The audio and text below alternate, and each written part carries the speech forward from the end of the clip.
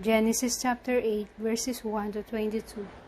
But God remembered Noah and all the wild animals and the livestock that were with him in the ark. And he sent a wind over the earth, and the waters receded.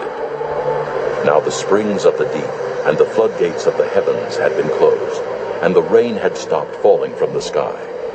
The water receded steadily from the earth. At the end of the 150 days the water had gone down.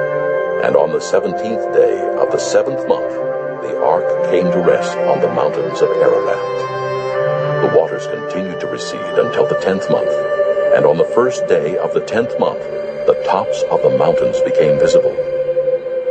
After 40 days, Noah opened the window he had made in the ark, and sent out a raven, and it kept flying back and forth until the water had dried up from the earth. Then he sent out a dove, to see if the water had receded from the surface of the ground.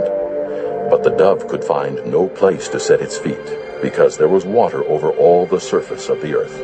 So it returned to Noah in the ark. He reached out his hand, and took the dove, and brought it back to himself in the ark. He waited 7 more days, and again sent out the dove from the ark. When the dove returned to him in the evening, there in its beak was a freshly plucked olive leaf. Then Noah knew that the water had receded from the earth. He waited 7 more days and sent the dove out again, but this time it did not return to him. By the first day of the 1st month of Noah's 601st year, the water had dried up from the earth. Noah then removed the covering from the ark and saw that the surface of the ground was dry. By the 27th day of the 2nd month, the earth was completely dry. Then God said to Noah, "Come out of the ark, you and your wife, and your sons and their wives. Bring out every kind of living creature that is with you, the birds, the animals, and all the creatures that move along the ground, so they can multiply on the earth, and be fruitful, and increase in number upon it."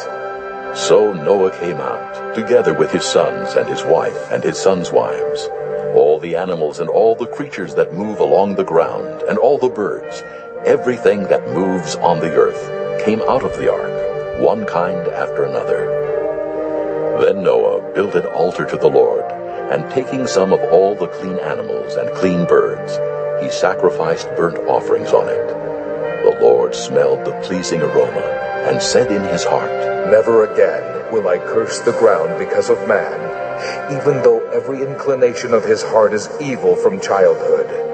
And never again will I destroy all living creatures as I have done. As long as the earth endures, seed time and harvest, cold and heat, summer and winter, day and night will never cease."